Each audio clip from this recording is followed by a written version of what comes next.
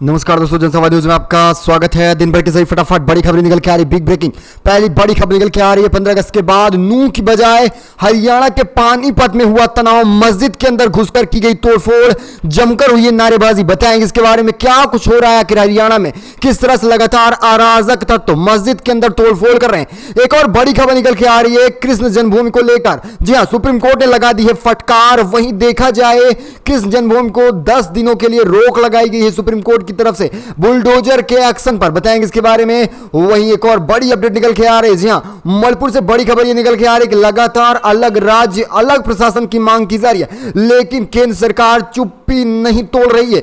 वहीं एक और बड़ी खबर निकल के आ रही है। मध्य प्रदेश में एक बार फिर दलितों के साथ किया गया है भेदभाव। दलित सरपंच ने नहीं फहराया तिरंगा। आखिर क्या कुछ हो रहा है मध्य प्रदेश में और किस तरह से बीजेपी का सूपड़ा साफ होने जा रहा है। एक और बड़ी खबर निकल के आ रही है। पीएम मोदी को सिब्बल ने कर दिया खुला चैलेंज। कहा 10 साल थे आपके लिए भ्रष्टाचार को निपटाने के लिए, लेकिन आप अब खुद निपटने वाले हैं। इसके बारे में बताएंगे। वहीं मणिपुर मुद्दे को लेकर गहलोत ने पीएम मोदी और अमित शाह को दिखाया आईना।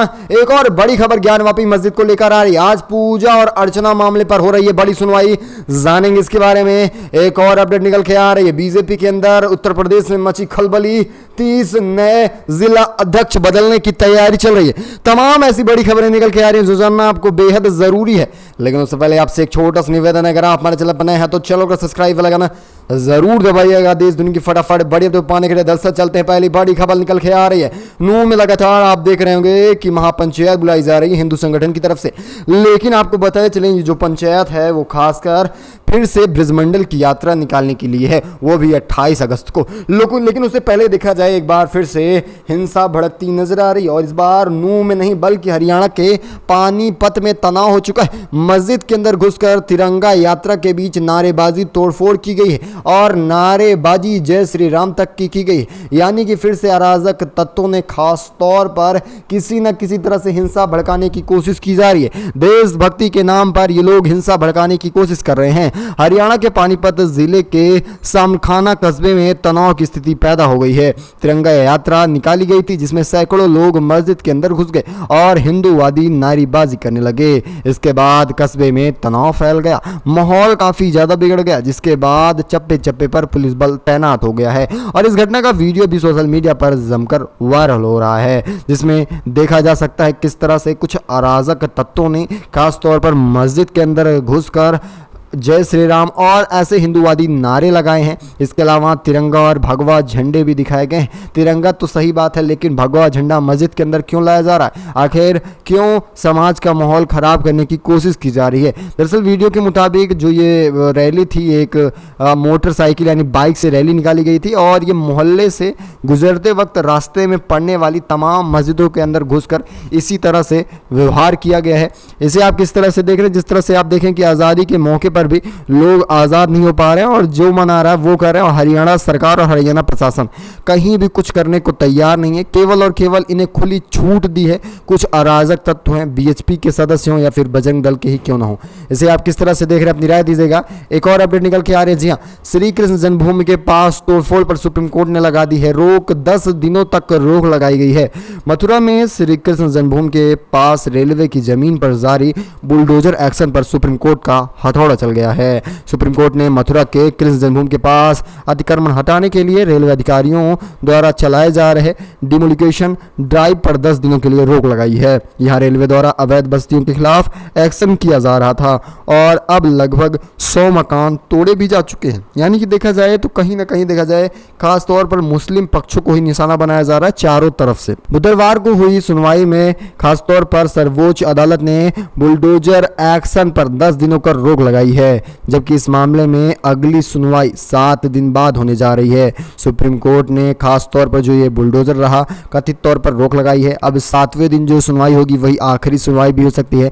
आखिर आगे बुलडोजर चलेगा या फिर जो किया गया है कहीं ना कहीं देखा जाए तो लोगों को परेशान करने के लिए किया गया है या फिर सचमुच गलत रहे थे। अब ये देखने वाली बात होती है या अवैध रूप पर सचमुच घर बनाए गए थे। चलेंगे एक और बड़ी खबर निकल के आ रही है। बड़ी अपडेट ये निकल के आ रही है मणिपुर से।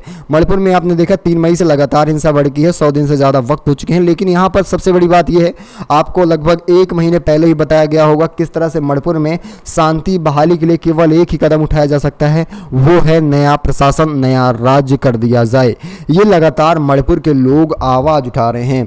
दरअसल मणिपुर की जो पहाड़ियाँ हैं उन पर पोस्टरों से पूरी तरह से पटी पड़ी हैं और उन पोस्टरों में यही लिखा है, अलग प्रशासन, अलग होना चाहिए पूरा राज्य, यही है एक समाधान। यूपीएफ संयोजक और रोन फिकेम का कहना है कि पहाड़ियों में होने वाली हर सभाओं में भाग लेने वाले लोग यही नारा लगाते हैं कि अलग प्रशासन और अलग राज्य बनाया जाए, तभी मणिपुर का माहौल ठीक होगा। दरअसल मैतेई और कुकी समुदाय जिस तरह से लगातार लड़ झगड़ रहे हैं, इन दोनों समुदायों की एक ही मांग है कि मैतेई और कुकी समुदाय को अलग अलग राज्यों का दर्जा दिया जाए। अब ये तो मुमकिन होना नामुमकिन सा है। आप इसे किस तरह से देख रहे हो? केंद्र सरकार को क्या इस पर बात करनी चाहिए? अपनी राय दीजिएगा। एक और बड़ी खबर निकल के आ रही है।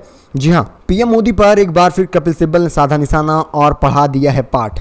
भ्रष्टाचार खत्म करने के लिए प्रधानमंत्री जी आपके पास 10 साल थे, लेकिन आप कुछ नहीं उखाड़ पाए हैं। अब आपका वक्त काल भी खत्म हो चुका है, अब आप घर वापसी करिए। राज्यसभा सदस्य कपिल सिब्बल ने स्वतंत्रता दिवस पर प्रधानमंत्री नरेंद्र मोदी के भाषण में भ्रष्टाचार के जिक्र पर बुधवार को काफ़ी ज़्यादा आईना दिखाया है प्रधानमंत्री को। अच्छे दिन कहाँ हैं? ये तमाम चीज़ें कोई और नहीं, सिब्बल पूछ रहे हैं। उनके पास भ्रष्टाचार को ख़त्म करने के लिए अब 10 वर्ष मिले थे, लेकिन उन 10 वर्षों को जिस तरह से उन्होंने भ्रष्टाचार को बढ़ावा दिया है, ये साफ दिखाई दे रहा है कि उनका मतलब क्या था भ्रष्टाचार को लेकर। उन्होंने कहा कि अब इनका भी वक्त नज़दीक आ रहा है। ये जो बचे हुए हैं 8-9 महीने सत्ता में जो हैं, कर लीजिए, अगली बार आप लाल किले पर भी नहीं दिखने वाले हैं। वैसे कपिल सिब्बल ने जो बातें कही हैं, इसे आप किस तरह से देख रहे हैं? उनका ये भी कहना है, दलितों, गरीबों और ख़ासकर जिनकी अल्पसंख्यक समुदाय रहे हैं, उन्हें लगातार टारगेट किया गया है 5 सालों के भीतर। यही सिर्फ और सिर्फ काम हुआ है बीजेपी काल में। वैसे आपकी क्या राय है? इसको लेकर अपनी राय दीजिएगा। एक और अपडेट निकल के आ रही है। जी हाँ, मणिपुर के हालात को लेकर अशोक गहलोत ने भी पीएम मोदी पर साधा निशाना। अब देखा जाए, राजस्थान के मुख्यमंत्री अशोक गहलोत ने मणिपुर में जारी हिंसा को लेकर बृहस्पतिवार को ही प्रधानमंत्री नरेंद्र मोदी और केंद्रीय गृह मंत्री अमित शाह पर करारा निशाना साधा है। गहलोत ने दावा किया है कि मणिपुर जैसा वर्ग और संघर्ष अगर किसी राज्य में 10-5 सालों के अंदर और फैल गया तो पूरी तरह से देश भी इसी तरह से टूट जाएगा। गहलोत ने मीडिया से बात करते हुए कहा कि प्रधानमंत्री मोदी जी, गृह मंत्री अमित शाह जी इतिहास नहीं बना रहे हैं, वो केवल और केवल इतिहास को मिटाने की कोशिश कर रहे हैं। राहुल गांधी की सांसदी खाकर उन्होंने बता दिया भारत माता की हत्या की जा रही है, लेकिन सुप्रीम कोर्ट ने एक बार फिर लोकतंत्र की जीत कर दी है। उन्होंने कहा, यह पूरा प्रदेश जो मणिपुर जल रहा है, इसके पीछे कहीं ना कहीं बीजेपी की एक सांप्रदायिक वाली राजनीति है। इसे आप किस तरह से देख रहे हैं? अपनी राय दीजिएगा। अच्छा, वहीं एक बड़ी खबर ये निकल के आ रही है, इंडिया से घबराई है बीजेपी। जी हाँ, उत्तर प्रदेश में खलबली मच चुकी है।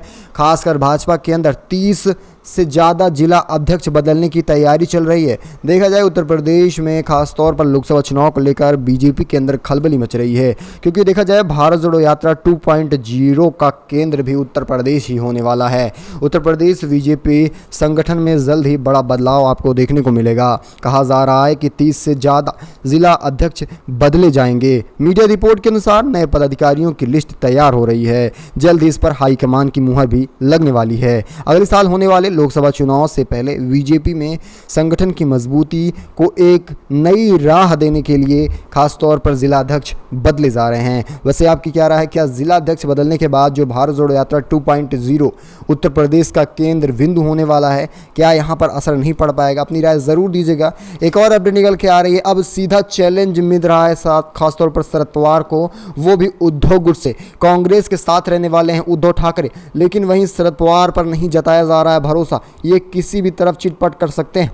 भतीजे अजीत पवार और चाचा शरद पवार के बीच चल रही बैठकें लगातार, चाहे वो कांग्रेस हो या फिर क्यों ना शिंदे गुट हो, इन सब के अंदर खलबली मचा रहा है। इन्हें भी नहीं पता है ये किस तरफ बाजी पलट देंगे। अब देखा जाए, अब इनमें बैठकों में महाविकास आघाड़ी यानी कि MVA को चिंता में रख रही है। अब खबरें आ रही हैं राष्ट्रवादी कांग्रेस पार्टी यानी कि NCP में जारी उठापटक के बीच उद्धव ठाकरे और कांग्रेस बगैर पवार के भी चुनाव में उतर सकती है। यानी अब ये जो दिलासा दिला रहे थे शरद पवार कि हम गठबंधन के साथ रहेंगे, तो ऐसे में अब उद्धव ने साफ कह दिया कि अगर शरद पवार नहीं आ रहे हैं तब भी हम लोकसभा चुनाव लड़ने में सक्षम हैं, क्योंकि ये दोहरी राजनीति हमें पसंद नहीं है।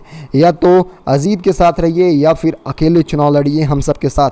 वैसे आपकी क्या राय? जिस तरह से लगातार अजीत और शरद पवार के गुट के नेताओं के साथ साथ उनके साथ भी बैठकें हो रही हैं, इसे आप किस तरह से देख रहे हैं? अपनी राय दीजिएगा। एक और बड़ी खबर निकल के आ रही है, ज्ञानवापी मस्जिद को लेकर बड़ी सुनवाई होने जा रही है। आज पूजा अर्चना मामले को लेकर आज सुनवाई होने जा रही है।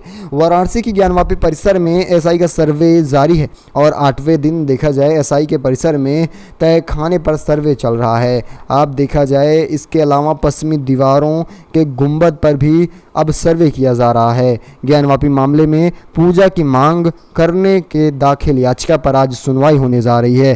पिछली सुनवाई में कोर्ट ने आम लोगों को पक्षकार बनाने का मौका दिया था। कोर्ट ने कहा कि आम लोग भी प्रार्थना पत्र और अपनी आपत्ति दर्ज कर सकते हैं। दरअसल मामला आज से नहीं, लगभग 2 सालों से चल रहा है, लेकिन अभी तक कोई निर्णय खास निकल के नहीं आया है। लेकिन अब एसआई के सर्वे और सुप्रीम कोर्ट तक पहुंचा मामला अब कहीं ना कहीं इसे एक तरह से न्यायिक तौर पर सही रास्ते पर ले जाएगा।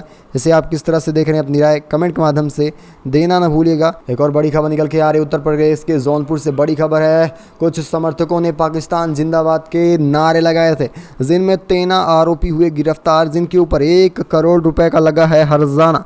पाकिस्तान के समर्थन में नारेबाजी करने वाले लोगों को जेल भेज दिया गया है। जेल के साथ साथ देखा जाए आरोपियों की सरकारी ज़मीनों को कब्जे में लिया जा रहा है। नोटिस में आरोपियों के ऊपर 5 से लेकर 19.80 लाख रुपए का हर्जाना लगाया जा रहा है। अब देखा जाए कुल राशि 13 लोगों की 1 करोड़ तक पहुंच रही है। कब्जा हटाने के लिए 15 दिन का समय भी दिया गया था। मीरगंज क्षेत्र में गोधाना बाजार में देखा जाए मुहर्रम के मौके पर यानी 29 जुलाई को जुलूस के बीच पाकिस्तान जिंदाबाद के नारे लगाए गए थे, जिसमें देखा जाए फिर पुलिस ने खासतौर पर वीडियो भी इसका वायरल हुआ था। वीडियो के जरिए छानबीन करते हुए पुलिस ने अब इसमें जो आरोपी रहे हैं उन्हें पहले जेल भेजा गया और फिर उनके सरकारी ज़मीनों को भी जब्त कर लिया गया है। साथ ही साथ इन सब के ऊपर करोड़ों रुपए का जुर्माना ठोका गया। आप इसे किस तरह से देख रहे हैं? अपनी राय दीजिएगा।